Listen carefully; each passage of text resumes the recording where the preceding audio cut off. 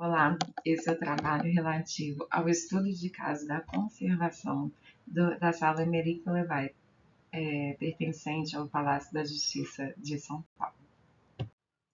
Vamos começar aqui falando sobre um pouco da necessidade de se conservar, né? Então, as obras de arte, os objetos, os monumentos, eles, quando se percebe que eles são dotados de significação, ou seja, eles têm uma capacidade de comunicar com quem entra em contato com ele alguma coisa, transmite alguma coisa que seja representativa de uma sociedade, de uma cultura, de uma história. Ele é determinado como um bem patrimonial, né? E aí, essa característica forte de identificação e significação faz com que ele seja considerado representativo, né? Então, é constatado que a importância histórica e artística de uma peça, ou de uma escultura, de uma obra de arte, de uma edificação, qualquer coisa que tenha essa capacidade, pode até ser documentos também, né? Os patrimônios, eles estão em diversos tipos de suporte. Contestadas essas importâncias como patrimônio cultural, a gente precisa discutir, então, qual que é a efemeridade da matéria, que atua sobre todo o universo e define um destino comum a tudo e todos, né, que é a morte das coisas. Então, bem como tudo que existe na Terra, o patrimônio cultural também possui uma vida limitada, de forma que quando algo merece atenção de uma sociedade, é tratado como um símbolo de sua identidade e necessita atenção especial e estudo para a gente poder estender a vida útil o máximo possível. Aí essa adoção de medidas e realização dessas medidas que visam estender a vida útil do patrimônio, que é para outras gerações virem a usufruir e vivenciarem esse patrimônio, a gente chama de conservação preventiva, também a conservação curativa. Esse campo de estudo ele tem surgimento e efetivação recente, apesar de que no decorrer da história da humanidade, o homem sempre procurou estabelecer relações afetivas com objetos e cuidar do que ele julgava como importante ou de valor. Mas a importância de compreender o ambiente, os métodos de controle, como também atuantes, né, na questão da possibilidade de preservação, ela só foi começar a aparecer nos anos 70 pelo Gary Thompson. E o termo conservação preventiva surgiu com Gael de Guichen, adequadamente ao significado com a palavra preventiva. Essa vertente é científica e busca compreender e contornar as amplas ameaças simultâneas à integridade dos objetos e exige uma visão que dialogue entre a materialidade e a imaterialidade do bem cultural. Essas ameaças, né, elas podem ocorrer a partir de informações, da falta de informações, né, que é a perda de comunicação do patrimônio, pode ser uma gestão indevida, uma documentação errada, além de inexistente, pode ser errada também, ou pelas próprias reações químicas e físicas ocorridas de fatores intrínsecos derivados da composição do próprio material e também os fatores extrínsecos, né, que seriam ambientes, a partir dessa resposta de interação do objeto com o entorno. Então, muitas vezes, esse processo de conservação preventiva, ele resulta em uma proposta de intervenção no objeto, que é a conservação curativa.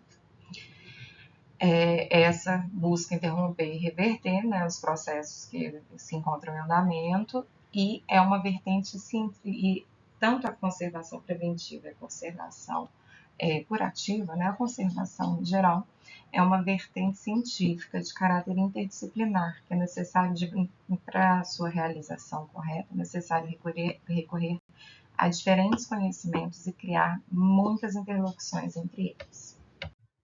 E para atuar nesses patrimônios culturais que a gente quer preservar, nós temos o campo da conservação e restauro, que é um campo extremamente científico.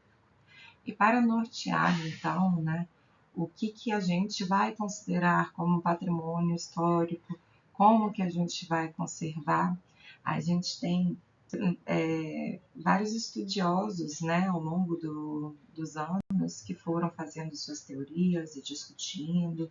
A gente é, então, pautado em vários princípios teóricos e discussões éticas. E eu trouxe aqui um pouco da história da conservação, né, de como foi criado o pensamento da conservação para a gente chegar na configuração que a gente atua hoje, né? E temos aqui figuras-chave que todo mundo que trabalha nesse campo deve saber. Nós temos então o Viollet-le-Duc, né? Ele foi um arquiteto francês muito conhecido por ter restaurado a Catedral de Notre Dame. Ele foi meio que o norteador e o pioneiro dessas pautas assim da conservação, do restauro, que dá início, né, a essas grandes. Ele foi como se tivesse a pessoa que de fato começou a iniciar essas discussões acerca disso, né? Segundo o arquiteto, restaurar um edifício é restituí-lo a um estado completo, que pode nunca ter existido em um momento dado. Então, ele está defendendo a possibilidade de fazer um restauro corretivo quando se identifica um erro de execução. O que ele quer dizer isso? Então, o Estado deveria almejar o estado de perfeição e o resultado, ao fim do restauro, é como se a peça estivesse nova de novo. Então, assim, como ele era um arquiteto, então ele falava muito sobre monumentos arquitetônicos, né?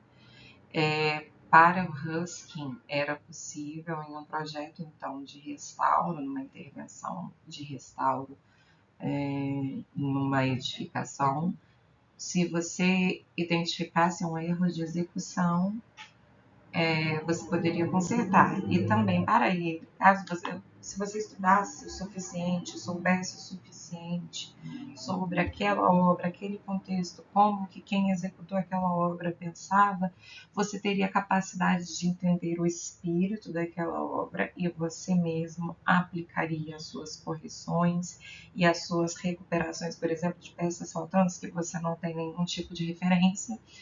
Você tem, segundo ele, é possível obter conhecimento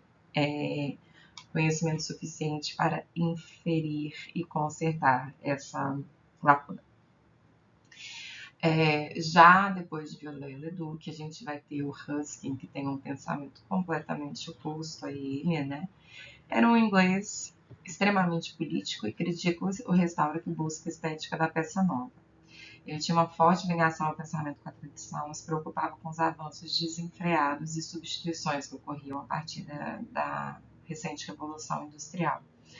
Ele vai, em seus textos, defender a aceitação da passagem do tempo e discutir a natureza da morte e a aceitação do fim. O Ruskin acreditava que a conservação da arquitetura do passado era uma expressão de arte e cultura, então permitia a gente entender essa relação entre vários estilos arquitetônicos e técnicas construtivas resultantes do trabalho dessa cultura, e tinha então um potencial histórico, né? A história dessas construções era um veículo de comunicação do desenvolvimento cultural. Então, para ele, isso faz com que crie o compromisso social de uma população de preservar as suas edificações para que os outros indivíduos identifiquem espaços urbanos e monumentos históricos referenciais de identidade e memória. Então, para ele, as edificações elas devem atravessar os séculos intocadas e só envelhecendo. A sociedade ela vai desempenhar esse papel de ter que conservar a todo custo, mas sem alterar, sem mexer, sem restaurar. E porque, para ele, quando aparecesse a morte dessa edificação, a gente tem que aceitar.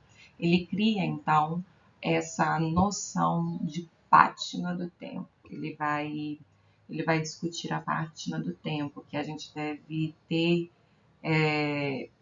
que outra característica que confere autenticidade é que a gente possa identificar que que aquilo pertenceu a uma outra época e a época a qual ela pertenceu. Após isso, vem o Alois Riegel, que foi um historiador da arte lá de Viena, e ele foi presidente da Comissão de Monumentos Históricos.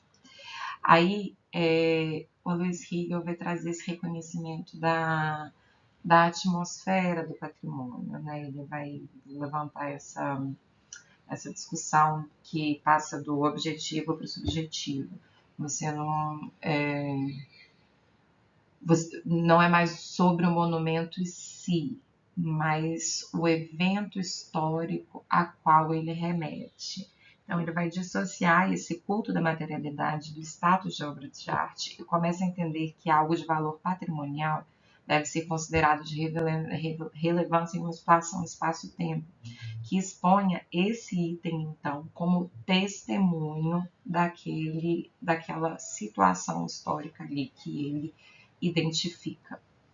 Então, já é uma evolução, assim, daquela coisa do Ruskin de colocar que um monumento histórico, ele vai ser representativo da identidade. A Alois Riegel leva além isso. Como que ele é o representativo? Esse patrimônio só faz sentido se ele dialogar. Então, a gente só vai conservar aquilo que tenha o seu subjetivo atrelado, né? Ele diz, então, no seu livro, a natureza afetiva do seu propósito é essencial. Não se trata de apresentar, de dar uma informação neutra, mas de tocar pela emoção uma memória viva. A especificidade do monumento deve-se precisamente ao seu modo de atuação sobre a memória.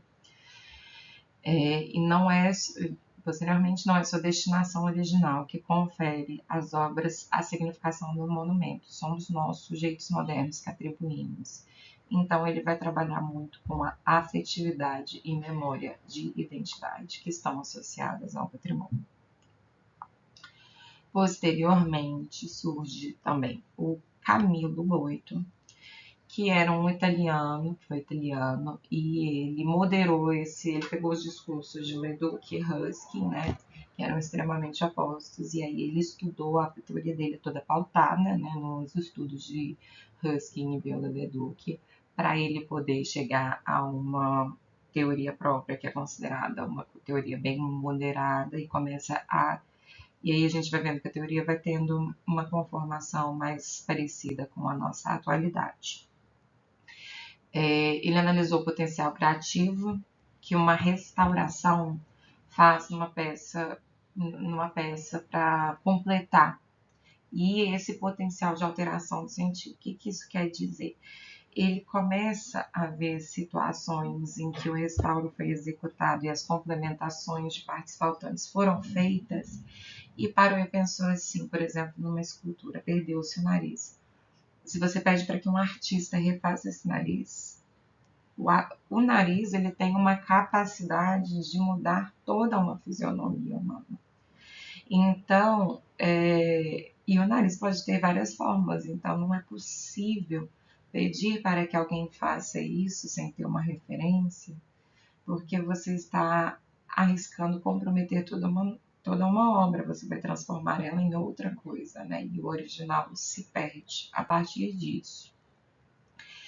Aí ele traz um livro escrito assim, ao final: restaurações de modo algum, e jogar fora imediatamente, sem remissão, todas aquelas que foram feitas até agora, recentes ou antigas.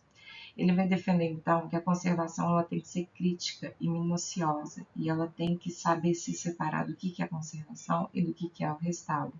E que a restauração deve ser evitada ao máximo, que essas complementações elas só podem ser feitas se elas forem indispensáveis e distinguíveis como modernas. Então, a gente começa aí a ter uma pauta de mínima intervenção, que a gente diz, assim, né? A gente priorizar a conservação para a gente estacionar as degradações do tempo, e a complementação ela só vai vir se ela for realmente indispensável para a gente entender um todo. Mas ele não entra tanto em detalhes qual que deve como indispensável, vira uma questão também relativa, né, que vai ser pautada em discussões e princípios do próprio restaurador. Ele julga assim, muito provavelmente se uma estrutura vai ruir, por exemplo, ele não é que ele não diz o que, mas ele tem essa visão mais radical. É apenas se compromete uma estrutura, se há de cair, né? Aí sim você vai intervir, fazer alguma coisa. Ainda assim, se você intervir, você tem que colocar coisas modernas que distinguam para aquilo não ser uma criação nova. E por fim, a gente tem também o Cesare Brandt. Ele vai apontar também que essas lacunas são ele vai pegar essa parte da lacuna, né? E ele vai colocar que elas são interrupções da obra e elas devem ser sanadas para criar uma harmonia e unidade. Aí ele estuda também os casos de ruína, que ele coloca como sendo casos impossíveis de restaurar, mas que devem ser conservadas porque elas ainda carregam o seu potencial histórico, testemunho histórico. E elas podem também sofrer alguns tipos de intervenção, só que essas intervenções elas sempre devem ser distinguíveis, porém harmônicas, para não ter conflito entre original e novo. Aí, na sua teoria, ele vai falar que essas intervenções, essas restaurações, tudo isso que for aplicado a um trabalho de conservação e restauro, deve, portanto, ser reversível para que a gente possa revisitar esses momentos. Então, ele vai trazer esse princípio do falso histórico e artístico também, que o falso histórico e artístico é quando a gente intervém além do que é o necessário e a gente vai criar uma coisa nova, né, nessas lacunas, por exemplo, e aí a gente vai estar fazendo possivelmente um falso histórico se a gente trouxer aquele aspecto, por exemplo, de novo. A gente tem que manter, então, todas as características de passagem do tempo, a gente não pode se dissociar disso que a gente chama de pátina, porque isso vai dissociar esse valor histórico e essa inserção, né, que o Hegel falava do espaço e tempo do objeto. Então, a partir dessa evolução, né, dos pensamentos, um é muito conectado com o outro. A gente vê, portanto, a gente estuda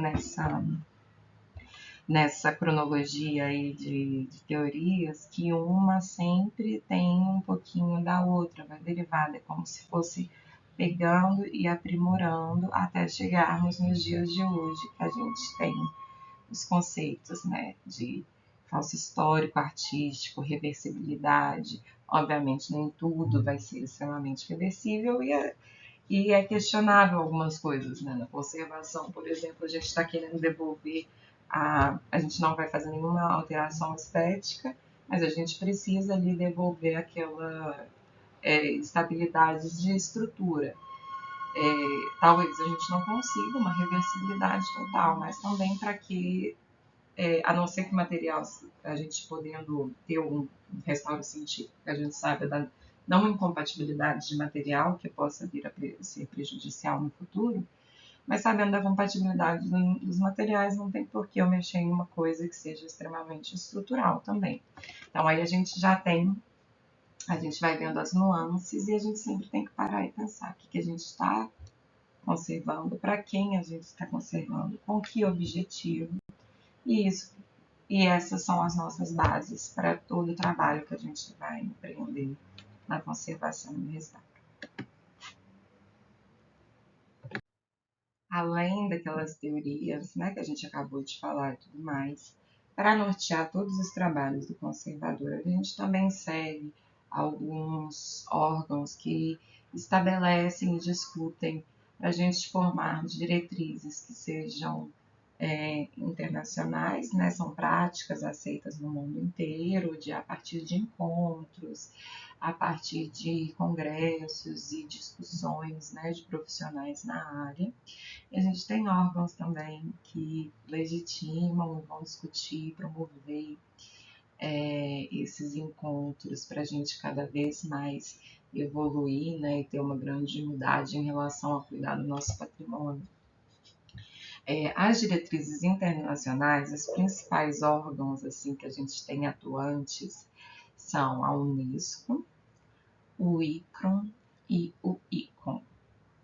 E aqui no Brasil, dentro do nosso território, a gente também segue as diretrizes nacionais, estaduais e municipais. Então, a gente tem órgãos que são do patrimônio, que vão fiscalizar, vão nos auxiliar, né? Promover também avanços, e estudos, revistas, publicações, para que a gente sempre possa evoluir aí no processo de tratamento do nosso próprio patrimônio. E os nossos órgãos, cada estado vai ter seu órgão, né? E cada município também vai ter, mas o que é nacional, a gente tem o IPHAN, o Instituto de Patrimônio Histórico e Artístico Nacional, e no caso de São Paulo temos, né, o CONDEFAT, que é do estado de São Paulo, e o CONPRESP, que vai ser relativo à Prefeitura de São Paulo. Então, agora a gente vai começar a direcionar aqui esse momento para a gente poder discutir o que foi, então, que a gente fez no Palácio da Justiça, né, de São Paulo, nessa sala Emeric Levay. A gente, num trabalho de restauração, a gente tem as seguintes etapas que não podem ocorrer em diferente cronologia. A gente primeiro vai fazer a conservação preventiva, depois a gente faz a conservação curativa e, por último, temos a etapa de restauração. O que significa isso? A conservação preventiva é, então, você analisar todas as coisas, os danos e possíveis degradações que aquele bem está exposto, que podem acometer aquele bem, e como que a gente vai fazer o estudo de sanar aquilo para que aqueles processos de degradação sejam evitados, interrompidos ou, no mínimo, desacelerados, né? Essas são as etapas de conservação preventiva.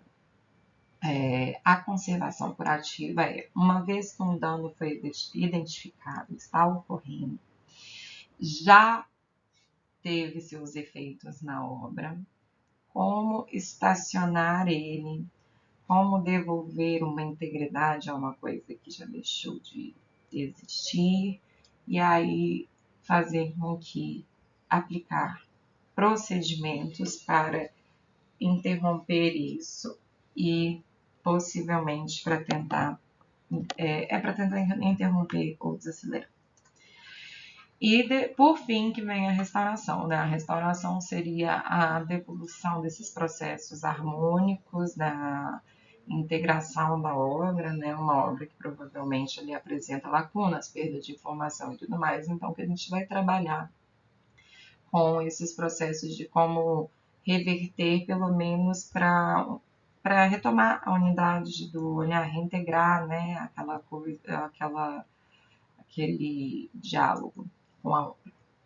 Na sala Emeric Levay, então, a gente, no projeto que foi apresentado agora, a gente fez as etapas de conservação preventiva e conservação curativa. A restauração, ela não foi empreendida neste momento, ela vai ser, a gente pretende apresentar o projeto para a continuação desse trabalho, para a gente poder entrar com os processos de restauração. E geramos também, a partir dos nossos estudos de conservação preventiva e os estudos realizados na sala, a gente gera, então, o projeto de restauração. Então, o que fizemos nessa sala? Nós fizemos a fotogrametria nos estudos prévios, a fotogrametria, o mapeamento de danos, um levantamento de histórico, exames de imagem, coletamos a amostragem para exames laboratoriais e fizemos a limpeza. Também fizemos, além da limpeza, fizemos a consolidação de trincas, preenchimento de trincas e consolidação das pinturas que estavam em desprendimento.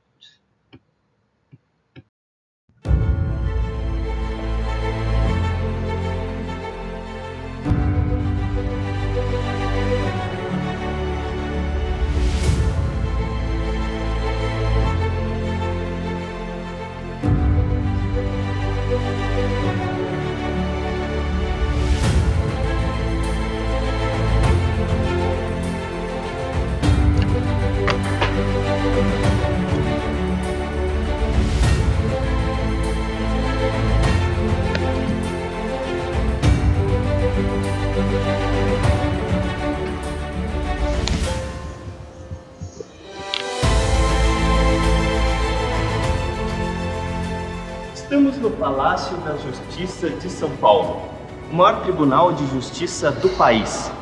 Sua arquitetura imponente revela seus traços e contornos.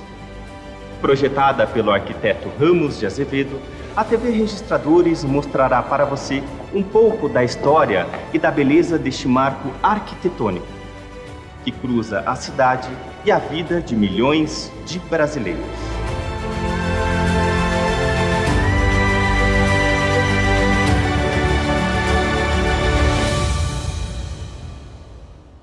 Sou desembargadora aqui do Tribunal de Justiça, sou magistrada já há 28 anos, como desembargadora já estou há 5 anos no tribunal e tive essa honra, além da felicidade pessoal e institucional, de ser nomeada como coordenadora da Comissão de Restauro do Palácio da Justiça do nosso Tribunal de Justiça.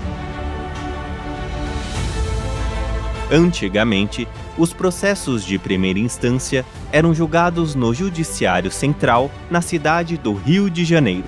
Em caso de não concordância com o julgamento, era feita apelações nos diversos tribunais localizados nas principais províncias.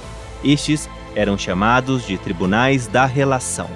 Foi então que, em 1874, foi instalado o Tribunal da Relação das Províncias de São Paulo e Paraná. A história do Tribunal de Justiça começa em 1874. É a data em que foi instalada a primeira corte da cidade de São Paulo, que era uma corte de apelação. O marco inicial mesmo da construção do Palácio da Justiça, o assentamento da Pedra Fundamental de 1920, e nós preservamos a pazinha do assentamento da Pedra Fundamental. Você não encontra no Brasil nenhum Palácio da Justiça com esta idade, com este tempo de uso e com esse acervo histórico, cultural e arquitetônico. Foi instalado inicialmente num imóvel, um pequeno imóvel antigo da Rua Boa Vista, que fica aqui no centro de São Paulo, e juntamente com outros 6 desembargadores, o primeiro presidente do tribunal, Tristão de Alencar Araripe, começou então a trabalhar lá com o grupo e a julgar os primeiros processos, os pedidos de apelação, que hoje nós chamamos de segunda instância, eram os recursos. A TV Registradores foi pesquisar junto aos cartórios de registro de imóveis documentos que pudessem apontar a origem sobre o terreno e a construção da obra. Nós não tínhamos dado nenhum relativo ao Tribunal de Justiça. Tá?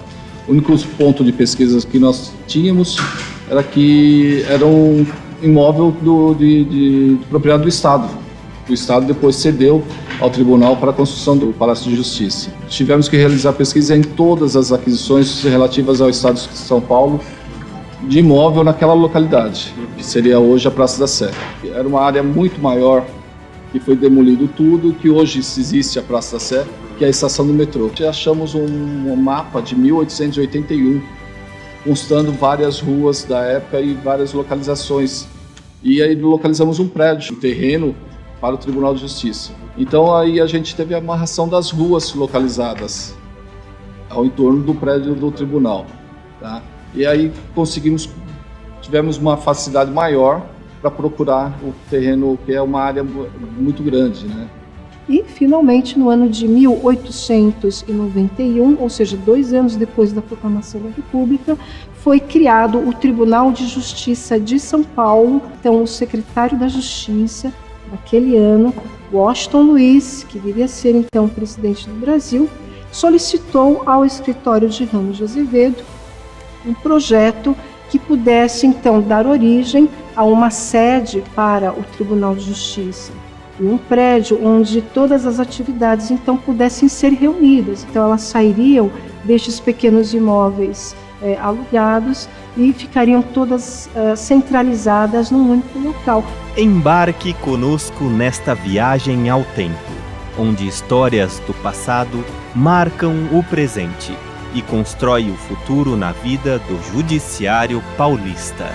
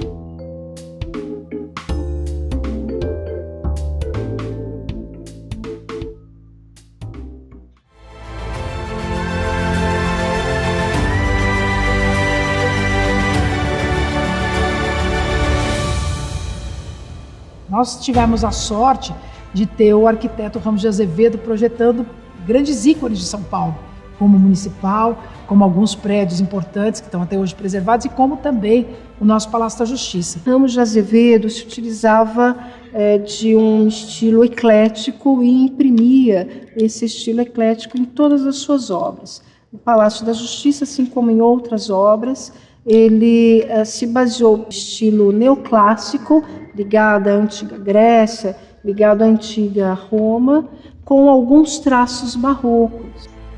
Mas antes de continuarmos nesta viagem, fizemos uma visita no primeiro registro de imóveis da comarca da capital do estado de São Paulo. Nessa tradição de origem aqui, nós temos dois terrenos. Um ocupado pelo tribunal e o outro ocupado pelo Corpo de Bombeiros, que até hoje está também no local. Foi uma escritura do Rio de Janeiro, de 1895, tabelião do Rio de Janeiro. Foi uma venda do governo federal para o governo do estado. Foi apresentado a esse cartório, que antigamente era denominado Registro Geral de Hipotecas, e foi transcrito nos livros do cartório, a aquisição pelo governo do estado. Antigamente, as transcrições do título eram apresentadas para o cartório, e esse título, então, era transcrito. Cada transcrição se referia a um título. Nessa transcrição, foram identificados 2 imóveis, o do Tribunal de Justiça e o do quartel do Corpo de Bombeiros. Atualmente, com a matrícula, se fala de um único imóvel, não sendo mais feito o registro da transação na matrícula do imóvel.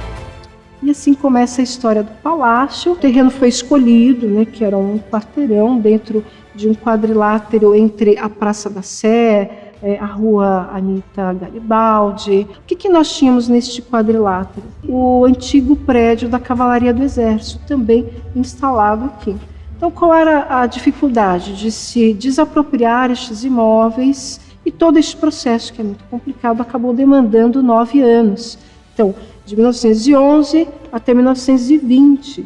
Tá? E foi somente neste ano, no dia 24 de fevereiro, que de fato foi lançada aqui a pedra fundamental que deu início à construção do Palácio da Justiça. A obra foi marcada por seu pioneirismo em usar estruturas metálicas e concreto. Foram diversos tipos de mármore, como Carrara e português.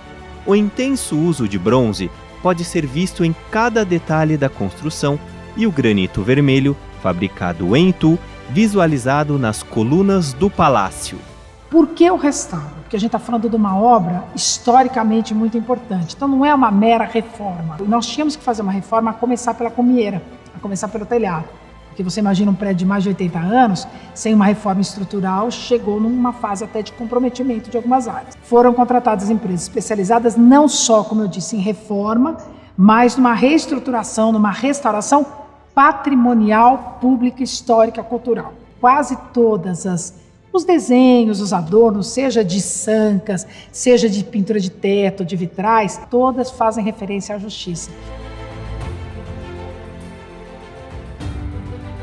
O vitral, que é um dos principais, que traz a imagem de Têmis, a deusa grega da justiça. Um símbolo, uma imagem muito importante, porque ela traz consigo algumas simbologias tradicionais ligadas à justiça, à magistratura, como o uso da venda nos olhos, que vem resgatar o conceito da imparcialidade e do quanto é importante o magistrado se manter imparcial nos processos.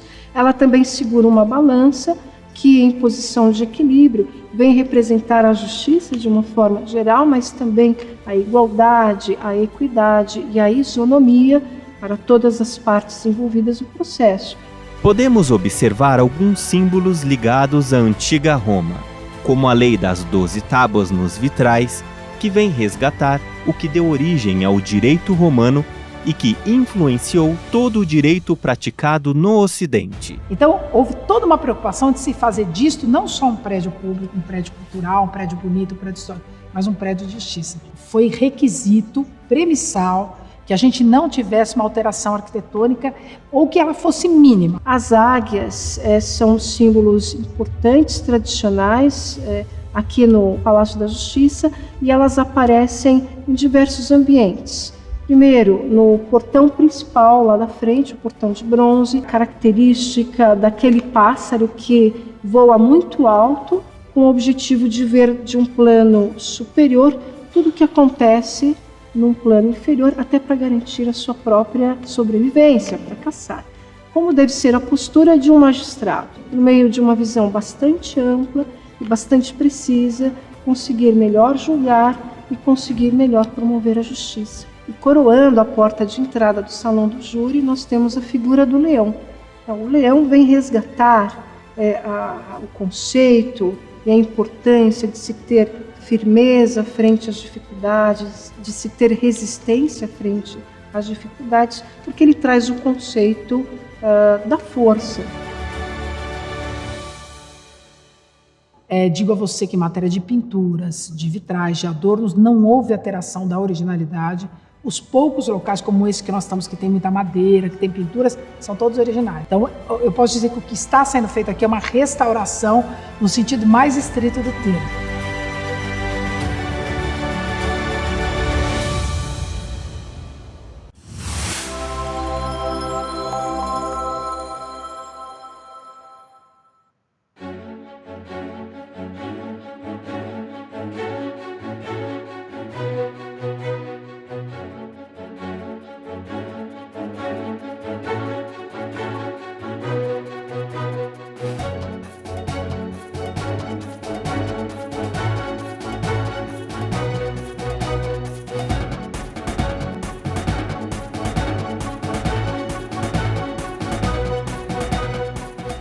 Muitos usuários quererem serviços disponíveis na internet. Só que poucos sabem que esses serviços, muitas vezes, já estão disponíveis. Um serviço de visualização de matrícula, um serviço de pesquisa para saber se determinada pessoa tem um imóvel.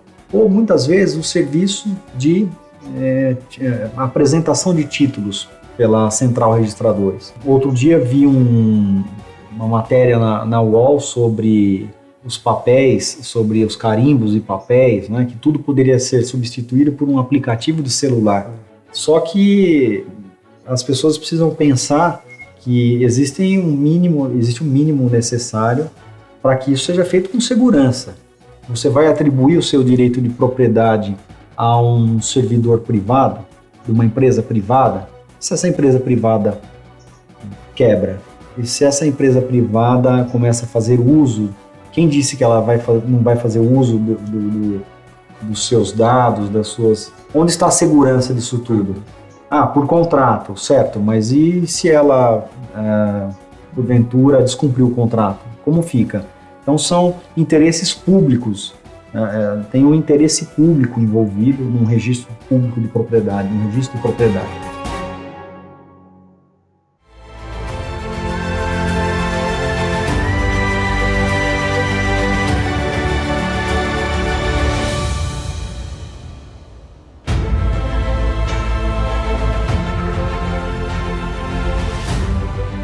Mas a gente vê com muito êxito conseguindo concluir. Nós concluímos esta da parte interna, essa é a parte mais importante, concluímos esta sala que foi inaugurada, que é a biblioteca original, inclusive pela qual passaram muitos juristas ao longo de todas essas décadas, onde nós, como eu, que sou magistrada há 30 anos quase, e tantos outros que estão aqui, não houve um que não tenha passado pelo menos uma tarde dos seus estudos para o concurso, para a faculdade, usando essa sala. Todos buscávamos na biblioteca do tribunal o nosso estudo. Eu sei que os jovens hoje acham isso meio estranho, porque hoje você, com o Dr. Google, você descobre a origem de qualquer texto, de qualquer coisa, seja do exterior ou daqui. Mas naquele tempo não, era tudo manual e ninguém tinha uma biblioteca rica em quantidade, em qualidade, como o Tribunal de Justiça. Então não houve, naquela época até, pelo menos antes da internet, uns 20 anos atrás, que não tivesse um dia da sua vida de estudante, e muitos da sua vida de estudante para concurso, profissional, que não tenha feito uso dos livros da biblioteca. Então, acho que ela é uma sala que toca bastante as pessoas. A sala do órgão especial, ela tem essa importância da força da instituição. Aqui ela tem uma importância mais emocional, eu diria. E tivemos também a restauração completa da sala da plenária, que é uma sala muito importante, é uma sala bem, eu gosto de dizer assim, bem icônica do tribunal, porque é onde são julgados, são realizados os julgamentos mais importantes do Tribunal de Justiça. Tem muita importância histórica e institucional. O Palácio ainda conta com uma exposição de acervo histórico do Judiciário Paulista. Essa sala ela é muito importante para o Tribunal de Justiça, especialmente para o museu, porque além de hoje abrigar uma boa parte de um acervo histórico, importância inestimável, ela inicialmente serviu como uso administrativo, como o dormitório dos jurados. Como destaque, acho que inicialmente não podemos deixar de falar a respeito de uma vitrine que nós guardamos uma toga e a vara do juiz. Quando uma testemunha era intimada a prestar depoimento e não comparecia, o juiz passava a vara à mão de um meirinho, que seria o nosso oficial de justiça, e ele tinha por obrigação ir até a residência, até o local onde essa pessoa se encontrava, e tinha por prerrogativa trazer a pessoa debaixo de vara. Então as pessoas confundem, achando que ia ser uma forma de coerção física, né? Que a pessoa ia apanhando. Não, essa pessoa ia a 2 metros à frente desse meirinho, e o meirinho ia com a vara levantada sobre a cabeça dessa pessoa. E por último também, acho que é o mais importante, que às vezes a gente não pensa quando está falando sobre a vara em si, mas hoje o gabinete de trabalho dos juízes de primeira instância do Tribunal de Justiça, eles recebem o nome de vara. Em 2009, nas comemorações do aniversário da Revolução de 32, se criou um espaço cultural Poeta Paulo Bonfim, que conta a história completa do poeta Paulo Bonfim, um acervo da vida dele, a vida e a obra, e também da Revolução de 32, porque Paulo Bonfim e Revolução de 32 são fenômenos indissociáveis. Da dignidade do juiz depende a dignidade do direito. O dia em que o juiz estiver em medo, nenhum cidadão poderá dormir tranquilo. Essas são as palavras de Eduardo Couturi. Muitas histórias se passaram, mas o ciclo nunca acaba. A justiça prevalece soberana e o trabalho continua com novas histórias a serem contadas, relembrando aqueles que se foram e marcaram para sempre a justiça. O presente é para aqueles que não têm medo. Temos julgamentos acontecendo aqui no prédio ainda, julgamentos em segunda instância, e é o único local na cidade, na verdade no estado de São Paulo, em que os julgamentos ocorrem em segunda instância, que são os julgamentos em grau de recurso, como foi nos primórdios do Tribunal de São Paulo, né, do Tribunal da Relação que funcionava aqui em São Paulo. O Ramos de Azevedo foi de uma luz pensando em fazer algo permanente, mas ele foi também de uma bondade, porque pegou o tempo das revoluções paulistas, né? Pegou a Revolução de 30, 32, a anterior de 24. Por que eu estou dizendo isso? Porque nós ficamos sem dinheiro. O governo do Estado não tinha dinheiro para pagar os serviços dele. Ele trabalhou de graça por mais de 2 anos para terminar a obra sem receber nada do Estado. Isso são coisas que precisam ser lembradas, porque mostra a importância que o prédio tem, como eu disse, não só para a história de São Paulo, mas para a história do país.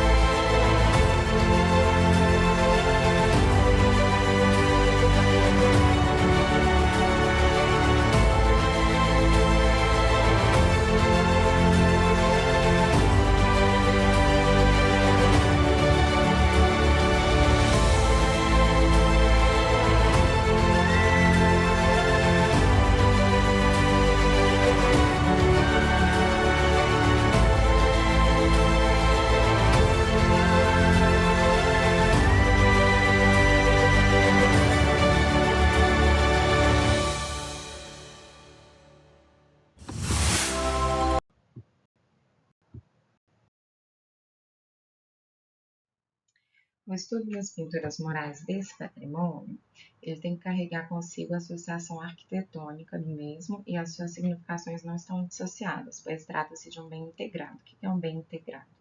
É um bem artístico que não pode ser dissociado daquela arquitetura que ele está. Por exemplo, um altar de igreja, ele não pode ser retirado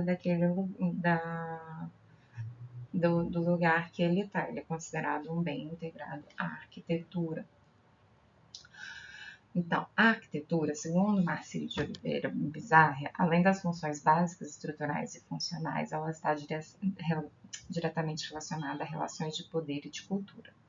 Ele diz assim: a qualidade da beleza de uma edificação é formada, então, por um conjunto de atributos que tocam a sensibilidade estética das pessoas e manifesta-se na justa proporção e harmonia entre as partes que compõem o todo da edificação, na integração em relação com o lugar onde a edificação está inserida, no apuro dos detalhes, na combinação de materiais e cores utilizadas na edificação, etc.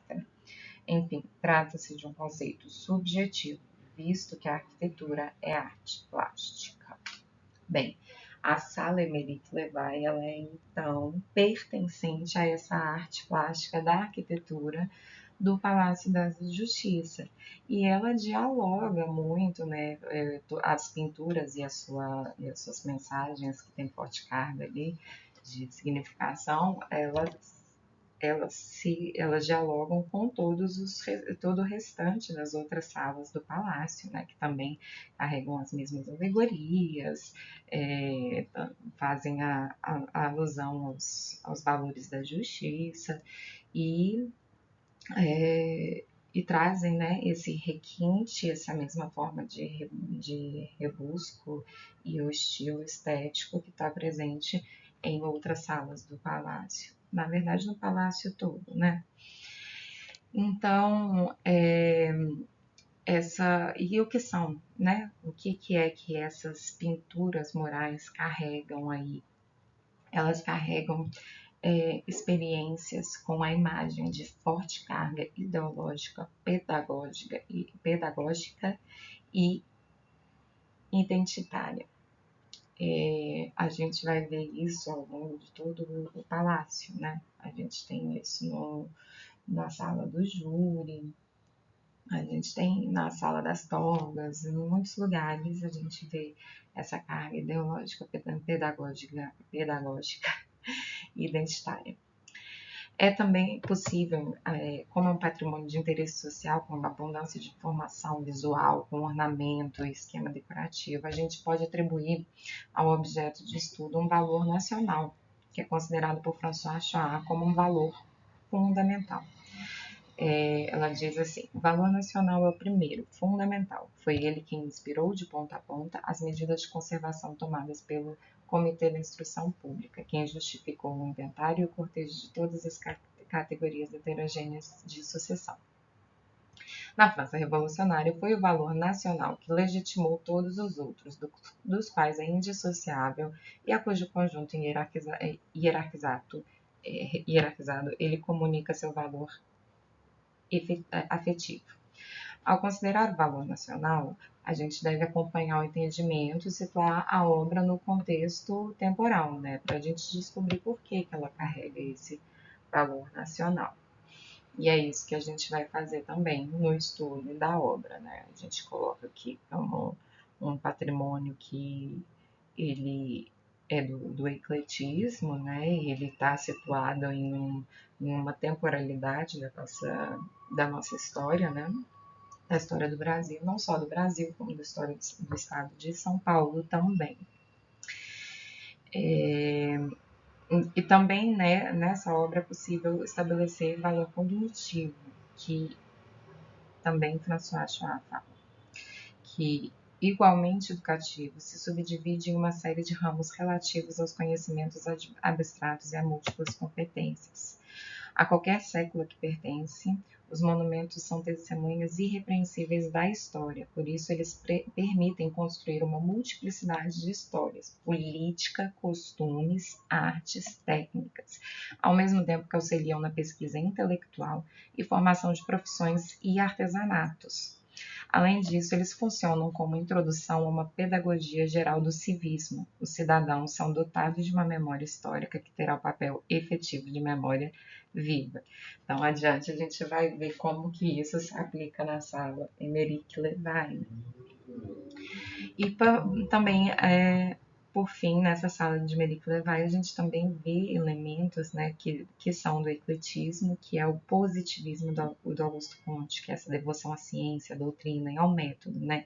Isso é baseado na Lei dos Três Estados do Augusto Comte, em que ele determina que a razão sempre prevalece sobre o natural e acredita que, seguindo todos os preceitos da Lei dos Três Estados, né, que seriam a devoção da ciência, a doutrina e método, a gente, uma nação consegue obter o máximo de progresso, estabelecendo forma, função e serviços. Então, vamos destrinchar aqui um pouquinho o que a sala Émeric Levine consegue, né, transmitir para a gente acerca de contextualização histórica e significação, né, patrimonial. A gente tem aqui a instrumentalização de uma formação identitária de uma república nova, bem como o desenvolvimento e expansão acentuada de comercial de uma São Paulo recente. E que a gente está falando isso? Que na cidade, né, agora nas cidades assim, dessa época, deveriam imperar aqueles conceitos adotados pelos países europeus e pelo Novo Mundo, que representavam a modernidade, poderiam adornar a cidade com as significações simbólicas destes ideários republicanos. Aí, através dessa arquitetura eclética, seriam criados os edifícios que seriam monumentos de civilização, e com imagéticas coletivas da modernidade, que aí se manifestariam por todos os cantos da cidade, né? Então, com isso, isso ajudava a essa república a se colocar em termos de o que ela gostaria que representasse, quais são os discursos que ela fala, que ela representa, né? E que ela quer que ela seja associada. Mais ou menos a mesma coisa quando a mesma coisa não, mas assim, a gente pode fazer um paralelo nos termos do marketing, né? Quando você tem aquela criação de marca, missão e valores, né? Que uma empresa, para ela poder se consolidar, a primeira coisa que ela tem que fazer é pensar na própria marca, né? Então, qual vai ser a parte imagética dela, ela vai ter que ser lembrada, ela tem que pensar que ela tem que ser associada com aquela carga de imagem que vai define naquilo padrão de cores, até fonte, tudo isso. Qual que é a missão, por que aquilo está ali e quais são os valores. Então, mais ou menos a República, para ela conseguir esse apoio popular, né, e para conseguir com que isso são manobras de governos, né, de tentar fazer com que haja um sentimento de identidade com aquele governo que está tentando transmitir. Então, ele vai ficar buscando tipificar que sociedade é essa, assim, né, para as pessoas se identificarem. E a mesma coisa com São Paulo, né? Aí o governo de São Paulo também queria ser associado a esse tipo de missão, a esse tipo de valores e tudo mais, tanto que a gente vê o uso ostensivo das ramas de café, né? Lembrando que São Paulo estava se desenvolvendo de maneira muito rápida, justamente por causa da economia do café. Ela também, com essa aparição de elementos arcaicos tradicionais, eles são usados, né, como legitimadores da mensagem. Por que eles são legitimadores da mensagem, né? Esses conteúdos já com a ideologia, né, que vai ser de fácil assimilação, né, a ideologia já vem lá escrito embaixo, né? A lei, a justiça, a verdade. Eles são carregados de ideologia e doutrina, que aí eles vão exaltar, colocar essa supremacia do Estado, da República, E como eles são clássicos, né, eles vão passar aquela mensagem de tradição, porque a gente faz a sociedade lá, a associação lá com a antiguidade, né, são elementos renascentistas e tal, românticos.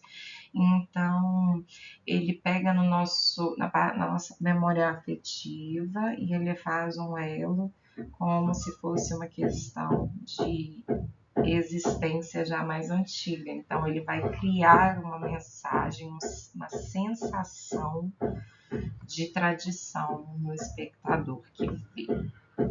Então,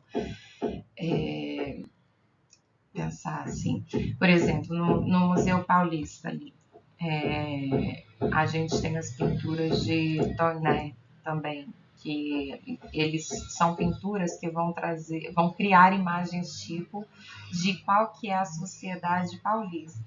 São Paulo nem existe há tanto tempo assim, mas eles vão fazer o quê?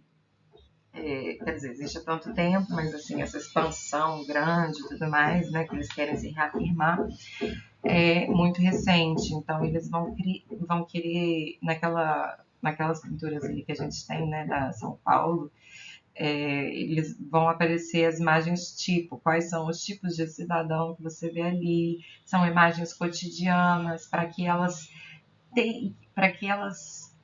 se classifiquem como caráter histórico, elas vão ser um testemunho histórico muito mais do que uma arte.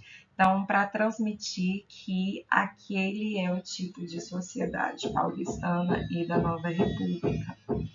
Onde mais a gente pode ver isso? As pinturas internas do Teatro Municipal de São Paulo, que também apresentam vistas de São Paulo com pessoas e elementos, são diferenciadas todas elas como estereótipos através da sua indumentária e sua ação cenográfica, né? Então, quem que eram as pessoas que trabalhavam no serviço, quem que eram os lavradores, quem que eram os ricos, existia essa estereotipação para falar quais são as pessoas que existiam ali. Então, mesma coisa, quando eles usam os arcaicos tradicionais, vai fazer essa associação de passado com esse protagonismo da atualidade que está sendo representado. É um tipo de versão oficial que eles estão escolhendo para garantir a leitura do passado nacional, né? Então,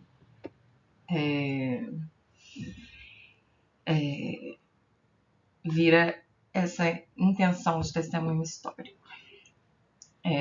Aí ela também tem uma outra coisa que que ela tem a característica do brasão do estado de São Paulo, né, para exaltar a supremacia do estado de São Paulo naquele local. Aquilo então é por São Paulo. Aí a gente vai ver que carrega o brasão, né, das armas de São Paulo. Então a gente tem que aquele momento ali ele está marcado também, né?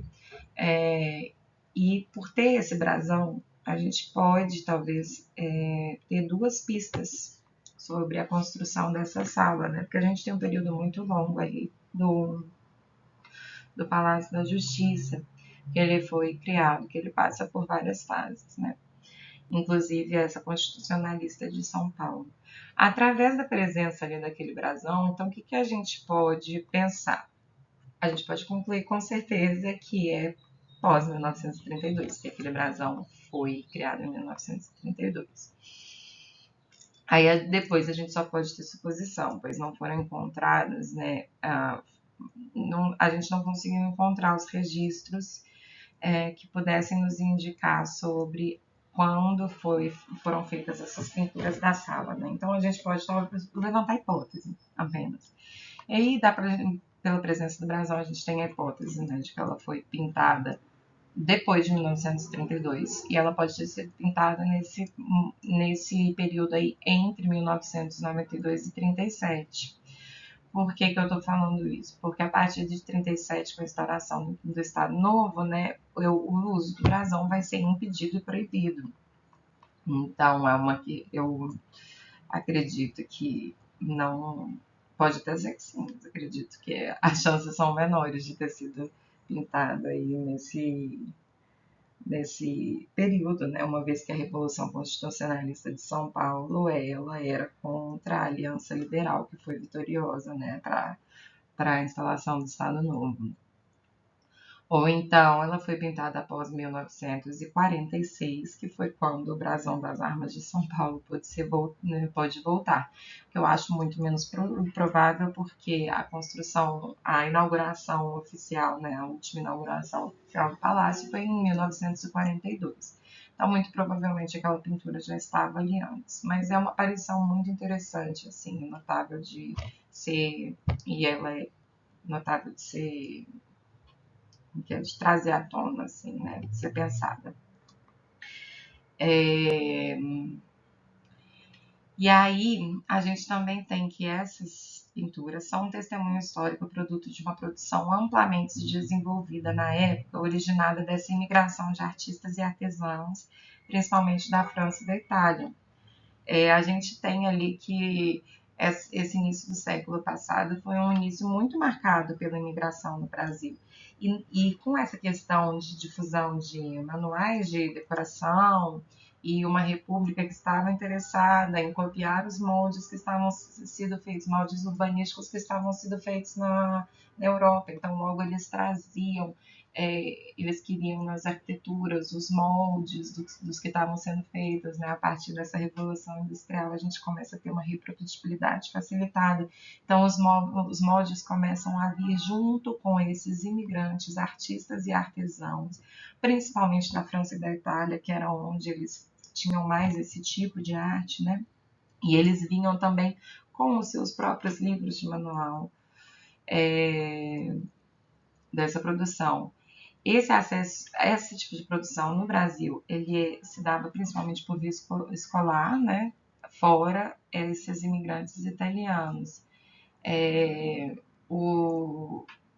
E também por causa também teve muita influência, né, nesse tipo de produção artística, o Liceu de Artes e Ofícios de São Paulo, que teve um grande desenvolvimento dessas atividades e grande presença nas obras públicas também. As obras públicas, por exemplo, o Monumento à Independência ali na frente do Museu da USP, ele foi um monumento cujo grupo escultórico foi produzido pelos alunos e professores do Liceu das Artes e Ofícios de São Paulo. E essa pintura também, né, ela é uma pintura que a gente pode encaixar nessas pinturas derivadas do pós-revolução industrial, né, da coisa da reprodutibilidade técnica e difusão de manuais, que combinam essa ornamentação simbólica com a ornamentação estética. Esses manuais, eles tinham muitos motivos e temas, e eles diziam tudo tintim por tintim como deveria ser feito, né? As pinturas, e eles traziam consigo as temáticas e muitos deles traziam essa questão de stencil, né? Então você começava a ver e eles tinham a orientação, né, da estética perfeita. E então a gente vê também que ele também pode, essa sala, quando a gente estuda ela a fundo, a gente pode também tirar aí um estudo, discurso, um histórico e um testemunho sobre esse tipo de prática artística. Aqui eu trouxe então para vocês um exemplo de um edifício que fica lá em Pelotas, no Rio Grande do Sul. Por que eu trouxe ele? Para mostrar essas características do ecletismo que foi no Brasil inteiro, né? Então, quando a gente vai falar dessas características desse patrimônio do Tribunal de Justiça, a gente também consegue fazer um paralelo com outras partes do Brasil. Então, ele se torna como vimos no vídeo lá da entrevista, né? Do vídeo sobre o histórico do palácio, sobre prédios históricos, a gente também consegue colocar ele, inserir num contexto nacional. Aí, esse edifício aí que eu trouxe, que é o Liceu de Artes e Ofícios, né? Ele vai trazer ali um monte de alegorias na sua fachada, né, em estuque, Essas alegorias vão fazer menção justamente a essa teoria positivista do Augusto Comte, que a gente falou no slide anterior, né? Vamos lá, a gente temos representada a indústria, a ciência, as artes, a literatura, né? E aí, então, são todas as questões morais que norteavam ela essa edificação. Agora eu me esqueci, mas ela é por volta lá do início do século passado, né? Ela provavelmente entre os anos 10 e anos 30. Provavelmente, posso estar errada, mas se estiver errado, é dentro dessa temporalidade, né? Aqui eu coloquei, né, uma foto do brasão de armas, que é muito interessante essa presença lá, criado pelo José Washington Rodrigues, né, na ocasião da Revolução Constitucionalista de 32. Aqui analisando assim, né, mais detalhadamente, a gente vai ver que essa pintura apresenta a primeira é da Sanca, né, do forno, e a segunda é da parede mesmo, da pintura mural. A gente vai ver que elas apresentam dois tipos distintos de técnica que eram descritos nos manuais que se ensinavam. A primeira, ela vai ser a reprodução, né, de uma forma bonita, clássica. Ela vai ser essa reprodução dessa forma, que ela vai ter o auxílio, a criação, né, dessa impressão de volumetria, ela vai ser criada a partir de brilho e sombra, da técnica de brilho e sombra, do contraste, né, da mesma tonalidade, da mesma parede, da mesma escala tonal, e a gente vai ter o brilho e a sombra juntos ali nas formas que vão trazer essa impressão de 3D, da tridimensionalidade. E a do lado é a outra forma, que é o lado a lado do claro e escuro, com o uso de linhas horizontais e verticais em locais distintos para poder dar essa impressão de volumetria. Também durante os estudos, a gente faz um mapeamento de danos. O que é esse mapeamento de danos, né? Ele é um preparatório de execução, ele tem também caráter documental e ele é um auxiliar na interpretação do que está acontecendo e comparativos. Então, temos um exemplo aqui, né? A gente tirou uma foto do forro, do teto, e aqui a gente faz uma análise de quais são os tipos de patologias que estão acontecendo, com a sua legenda ali ao lado, quais tipos de patologia e onde elas estão acontecendo. Por que a gente vai fazer isso? Primeiro, para documentar como estava antes, como vai ficar depois. Segundo, para a gente poder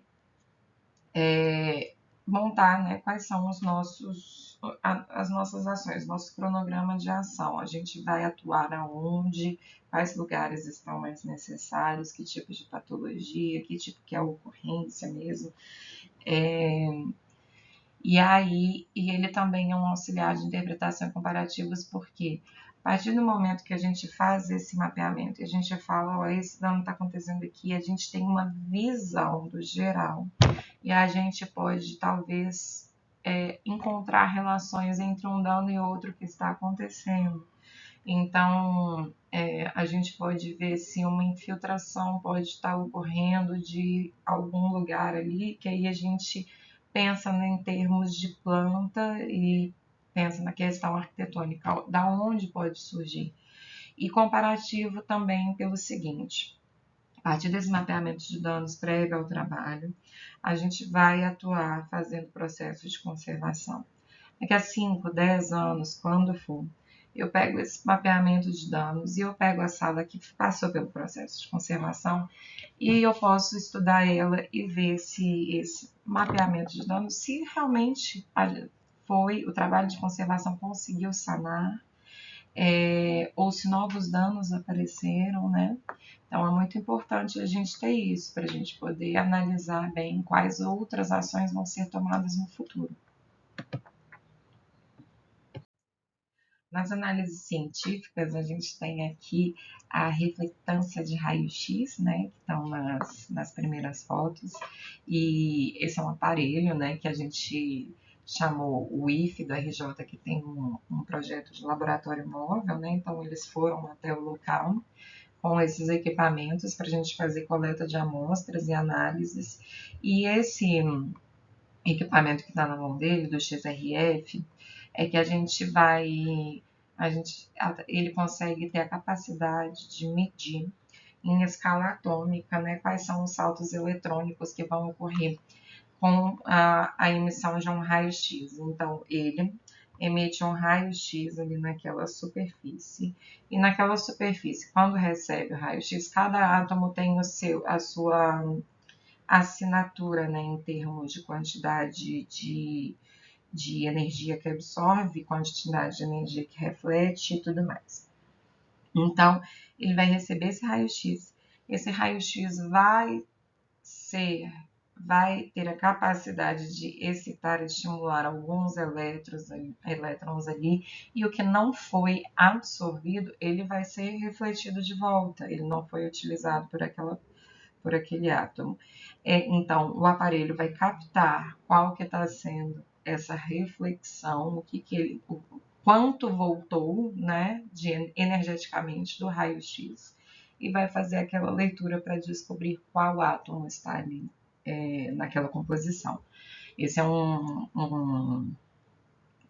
aparelho que ele só consegue fazer a leitura dos inorgânicos. Os orgânicos não vão sair nesse resultado.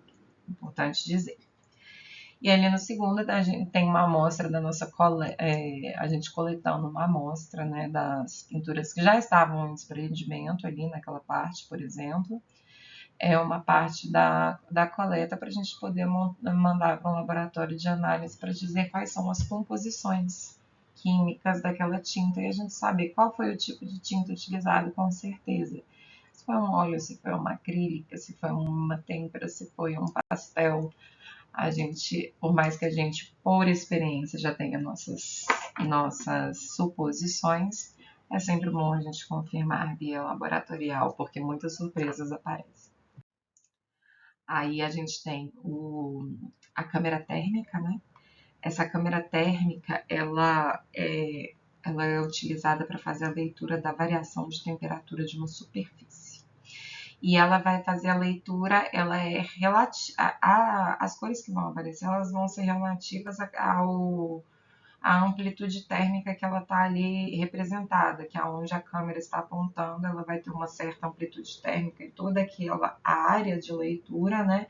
E aí então ela vai te dar uma leitura de cores relativa a isso. Se você tem uma baixa variação térmica, vão aparecer um pouco menos de cores e tudo mais, mas ela também o contraste vai ser maior para menores diferenças de temperatura. E aí a gente apontou para as paredes. Por quê? Porque a gente sabe pelo histórico, né, que uma vez essa sala passou por uma restauração, que ela tinha uma infiltração muito forte, que estava ocasionando desprendimentos e estragando as pinturas murais, né? E que ela passou por esse processo aí de que ela tinha que ser impermeabilizada dessa infiltração. Nosso intuito, então, com isso, foi descobrir se essa infiltração foi sanada ou não. Por quê?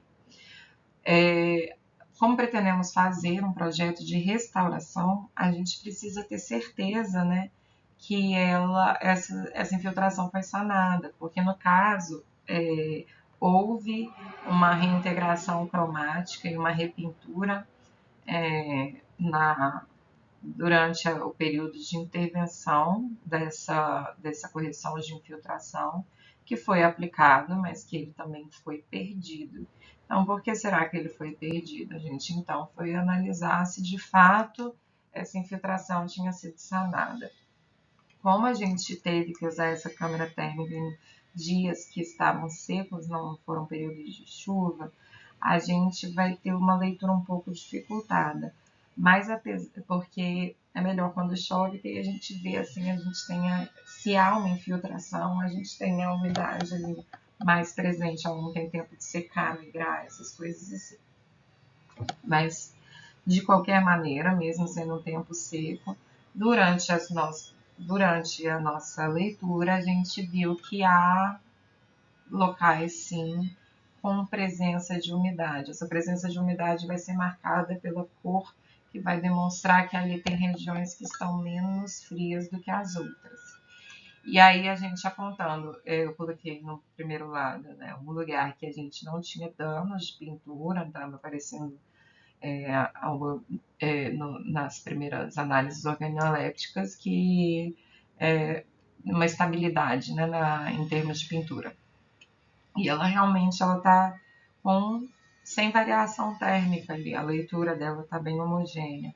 Mas aí quando a gente passa para a parede que está danificada por uma presença de umidade, que apresenta inclusive salinização ali, né, aquelas partes brancas, elas vão demonstrar que a salinização de um contato da água com aquela composição da argamassa, que é uma composição que é cheia de minerais, né? A gente vai ver ali que exatamente na região em que há uma alteração térmica que indica temperaturas mais frias, lembrando que o verde representa uma temperatura mais fria que o amarelo, né? A gente vê que existe ali uma certa presença de umidade. Fizemos também com caráter documental, investigatório, algumas microscopias. E aí na microscopia eu vou mostrar uma coisa que é interessante, porque a gente, durante nossos estudos, nossas análises, a gente descobriu que um dos painéis ele se encontrava bem diferente em textura, né, superficial e dos outros, e na análise de som cavo, que é para ver se a gente tem algum desprendimento, né, da argamassa, se a gente tem alguma parte oca ali, né, com risco de queda, a gente notou um abaulamento, um comportamento mecânico que não é possível numa parede. E aí nesse abaulamento a gente levantou a hipótese de um daqueles painéis ser uma tela pintada que foi colocada na parede. E, de fato, né, com a microscopia a gente conseguiu abrir uma janelinha na foto. A gente faz uma composição ali entre as microscopias e a gente vê que na primeira em uma tem uma característica bem mineralógica, né? E a outra tem uma presença de trama de tecido, que é uma trama de tafetá, ou seja, realmente foi pintado sobre uma tela. Esse aqui é parte das análises que a gente fez de análise de fotografia, que são as fotografias multiespectrais, né? E aí a restauradora Elizabeth Cagia veio fazer essas câmeras, e ali é um processo de montagem, né? E o Color Checker, que é a nossa base de gabarito para poder fazer a correção na imagem, né? Pois na luz visível depois é feito todo um trabalho a partir das medições desse color checker e tudo mais. A fotografia no seu formato RAW ainda, ela consegue ser tratada para a gente fazer o balanço de branco e a medição das cores, de forma que a gente tenta obter a reprodução mais fiel às cores que existem na realidade, porque a gente tem variação de monitor, variação de lente, sensibilidade de lentes diferentes entre uma mesma câmera. Então a gente faz esse balanço aí das cores. As fotos multiespectrais vão ser então essas fotos aí que são do infravermelho, ultravioleta e luz visível. Elas são muito importantes de caráter documental e elas são muito importantes também como investigativo. Elas geram comparativos dos resultados do que a gente vê, elas vão apontar se existe alguma diferença. Por quê? Na fotografia do infravermelho, por exemplo, o infravermelho, ele com o seu maior comprimento de onda, ele tem uma capacidade de penetração em mais camadas, né? Ele vai mais adiante nas superfícies. E aí esse infravermelho ele tem a capacidade de nos mostrar algumas se houver algum tipo de repintura que altera a camada original, a gente consegue dar uma observada no qual que seria o original, a gente consegue descobrir arrependimento de artistas, por vezes arrependimento de artistas. Claro, isso tudo dependendo da técnica empregada, dos pigmentos empregados, da origem dos pigmentos, né? Elas todas vão influenciar. Mas eles são mas é um espectro de luz que é usado em exames especiais, que vai nos dizer se existem pinturas por baixo, né? Já foram descobertas várias pinturas escondidas, quadros reaproveitados e tudo mais, graças a isso, né? Esboços. E aí a gente vai ver se o que está aparecendo ali embaixo apareceu algumas diferenças de forma, algumas coisas assim, bem delicadas, na verdade, em alguns pontos, mas eram todos pontos em que a gente notava uma diferença de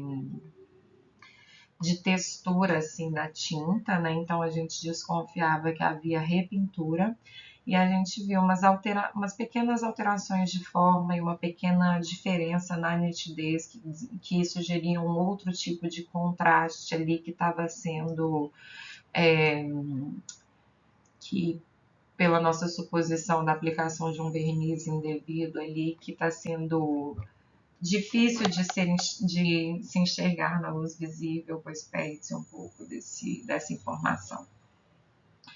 E no infravermelho também algumas formas, alguns brilhos e alguns reflexos vão apontar se existe uma característica de repintura, pois os pigmentos aplicados mais recentemente eles vão ter comportamentos diferentes de reflectância no infravermelho.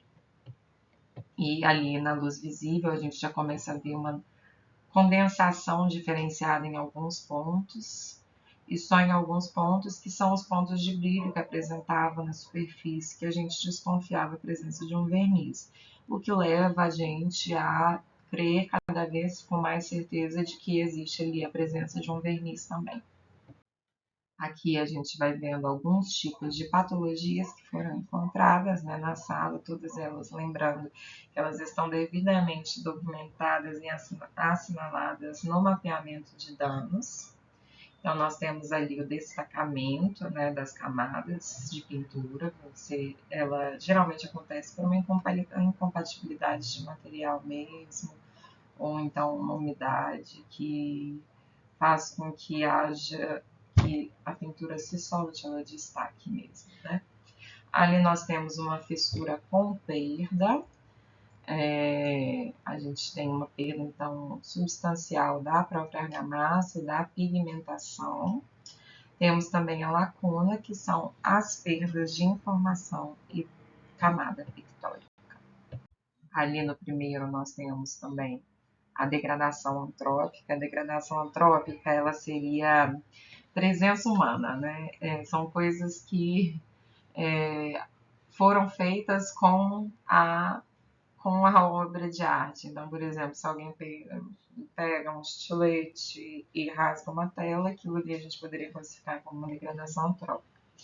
Nesse caso, foi a colocação de uma bucha com parafuso, porque antes, como vocês viram ali no vídeo Palácio da Justiça, essa sala ela era parte do museu e ela continha acervo.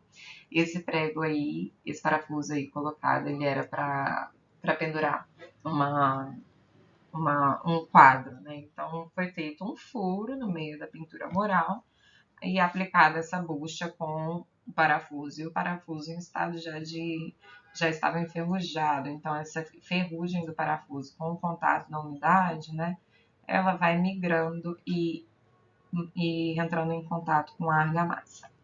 E você vê que é possível ver que ali no entorno onde sofreu aquela pressão mecânica da colocação do parafuso, houve um pouquinho de perdas também no lacunas. Nós temos aí também no meio a mancha de umidade e intervenção adequada. A gente está olhando ali, tem uma área que é um pouco mais, que parece que fez uma auréola de umidade assim, né, no lado esquerdo. que é uma mancha de umidade. Provavelmente houve alguma chuva, durante um período de infiltração, alguma coisa assim, teve esse acúmulo da água aí que fez com que os pigmentos, que ali nessa área já tem perda de coesão dos pigmentos, ou seja, eles estão depositados superficialmente, mas eles não estão com poder aglutinador ali que mantenham eles presos a essa superfície, né? Então, esses pigmentos, com a presença da umidade elevada ali, desse encharcamento, ela fez a migração dos pigmentos ali, gerando uma auréola. E a intervenção adequada é aquela, ali dá para ver que foi repintado, né, bem na metade ali da imagem, existe uma pintura com tonalidades diferentes do original e que elas estão borrocadas, elas fazem essa movimentação assim, ascendente, né? E no outro lado temos aqui uma trinca também. Essa trinca ela está passando de um lado para o outro na imagem, com algumas perdas e lacunas já ocasionadas por essa movimentação da argamassa aí que está acontecendo.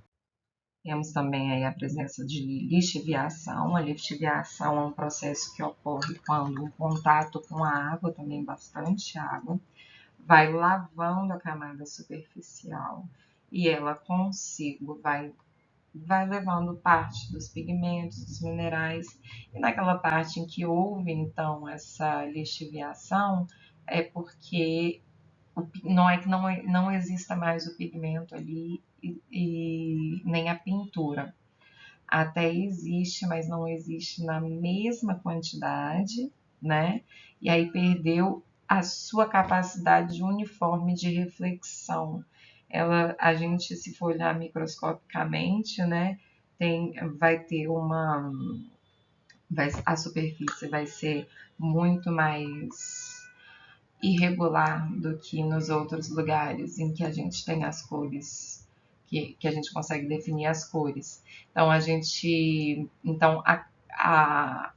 a superfície irregular ela tem uma reflexão mais difusa, então a gente vê esse aspecto esbranquiçado da camada. A gente também consegue ver, então, a eflorescência salina ali, também derivada da infiltração, desse processo de migração e troca natural da parede com o ambiente, né? Que a parede úmida, a parede está sempre em troca constante com o ambiente, né? Ela perde umidade e tudo mais.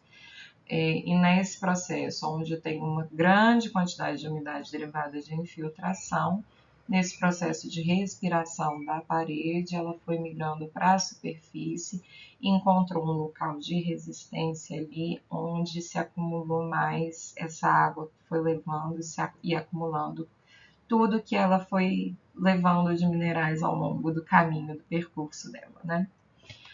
E esse verniz, que a gente considera também uma degradação, pois ele altera a nossa capacidade visual de olhar e observar a obra, altera também a textura dela. Ele não está presente de maneira uniforme e o verniz pode ser extremamente prejudicial na aplicação de uma parede por causa dessa troca com o ambiente, né, que a parede, que a gente chama de respiração da parede, que ela tem que ser capaz de naturalmente deixar a água, de conseguir a água sair e evaporar pelos poros da parede. E a colocação de um verniz vai tampar esses poros pela formação de um filme. E se isso acontece, as possibilidades de gerar um destacamento e bolhas internas são muito grandes. Então, dos procedimentos que a gente fez para a gente poder intervir, né, na conservação direta, a gente primeiro faz um teste de solubilidade. Esse teste de solubilidade consiste em pegar todos os produtos que a gente costuma, não todos, né? A gente primeiro faz uma inferência ali de qual é o tipo de material que a gente está utilizando ali, né? Nós temos uma têmpera, nós temos um óleo, nós temos uma acrílica. E aí a gente vai definir quais tipos de solventes que a gente pode usar em processos de limpeza. E aí a gente vai testar esses solventes para a gente ter certeza de que eles não vão carregar uma reação adversa. E a gente possa fazer um procedimento seguro na obra toda. Então, a gente marca ali quais são os nossos quadrados de teste, nossas referências e tudo mais, para a gente descobrir qual vai ser o meio empregado. Depois disso, a gente fez a nossa limpeza mecânica, né, que a gente tira todas aquelas poeiras e deposições que a gente consegue ali, que se depositam na superfície. Depois vem a limpeza química para tirar tudo que a limpeza mecânica não conseguiu.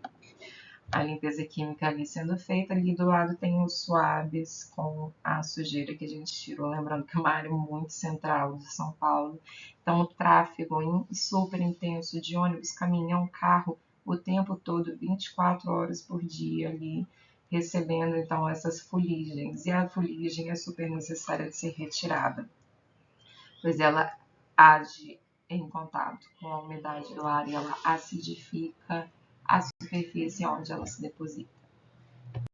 Outros procedimentos que a gente fez foi, uma vez que a gente sabe, tem a certeza de qual foi o tipo de tinta que foi utilizado, então a gente tem a possibilidade de escolher um tratamento de compatibilidade, né?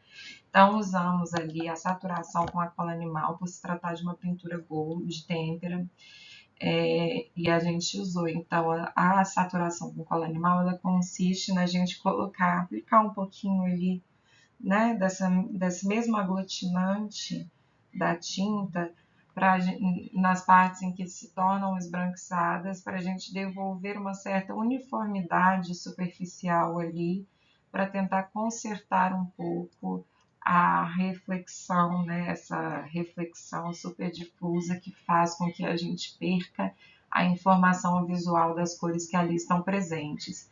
Com isso, a gente não conseguiu, claro, a lixiviação continua ali, a gente continua conseguindo ver onde ocorreu, mas a gente também conseguiu recuperar um pouco da reflexão das cores que estão ali presentes. O faceamento ele foi feito em todas as áreas que estavam com risco de desprendimento, que a gente vê ali os craquelês e que estavam para cair, né, da pintura, o desprendimento dessa camada pictórica. Ele consiste em você aplicar ali com um papel japonês e externamente você usa colas e resinas para a gente poder consolidar novamente. A gente vai fazer com que a cola vai entranhar e a gente possa readerir àquela pintura que está já destacada da parede, né? A gente devolve uma coesão para a parede. E ali está a consolidação em pintura de destacamento, porque a gente utilizou procedimentos que são termossensíveis, eles são ativados a partir do calor. Nas trincas, então, a gente fez uma consolidação para evitar que elas continuem recebendo, elas vão receber ali aquelas pressões, movimentações natural do prédio, do tráfego, aquela vibração e tudo mais, que poderia ir agravando cada vez mais as trincas. Então, a gente vai fazer uma consolidação para tentar fazer com que elas estacionem ali. Aí a gente fez a dessalinização da superfície ali, a gente até consegue notar uma recuperação um pouquinho das camadas embaixo, né, das cores das pinturas que estão ali embaixo. Então a gente fez uma dessalinização superficial e aonde a gente achou furos e buracos, a gente fez um nivelamento com argamassa compatível. Também com a argamassa compatível, fizemos a consolidação das trincas e aplicamos uma leve harmonização estética. Por quê? Essa harmonização estética ela tem o objetivo de desviar a atenção do nosso olho para as lacunas brancas, né? Porque quando a gente tem aquela coisa que o Brand falou, a lacuna ela contrasta muito com a nossa percepção e ela desvia nosso olhar. A gente, em vez de ter a noção de tudo, se a gente tem aquela lacuna branca, a gente vai ter uma interrupção do olhar, uma interrupção forte da informação. Então, a gente aplicou uma cor de fundo média para diminuir esse contraste e a gente ter uma visão mais de tudo, enquanto aguarda a restauração. No processo de restauração a gente vai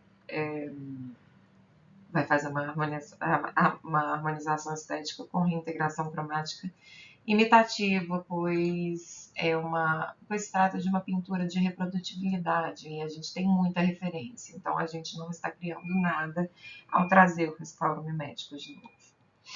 E a gente também fez ali a limpeza das canoplas dos lustres, que estavam muito oxidadas, e fizemos a proteção delas aplicando um verniz protetivo para elas não oxidarem. E aí, então, como resultado, né, além da gente aumentar a documentação, né, e o dossiê que se tem sobre essas pinturas, que a gente vai agora temos análises compositivas, fotografias do estado de conservação para gerar comparativo, temos um breve histórico, né, o histórico de intervenções também, que são importantes, né, a gente precisa ter isso sempre documentado para que no futuro as pessoas possam saber o que foi ali que foi feito nessa sala, visitarem esse histórico de restauro também, né? A gente desenvolve, então, o projeto de restauro, que serão os próximos passos. Então, para a restauração, a gente tem que ter o quê? A remoção de todas as intervenções inadequadas, que foram aquelas repinturas e os materiais que a gente considera que são incompatíveis com a preservação, né, dessas pinturas que não são originais, o restauro dos lustres como um todo, a colocação de novas cortinas, pois as cortinas que estão ali, elas elas são muito grossas e elas estão impedindo também esse processo, elas estão aumentando a temperatura relativa no contato com a parede e pode aumentar o processo de degradação. A gente vai também fazer a decapagem e pintura das partes brancas dos caixotões e das vigas em volta do original, pois foi detectada a cor original e aquele branco que circunda as pinturas não é original, então a gente vai voltar com a cor que encontramos ao longo das prospecções. E, por fim, a reintegração cromática que eu acabei de dizer, do modo mimético. Aqui algumas das referências que eu usei para poder fazer esse trabalho. E muito obrigada pela atenção.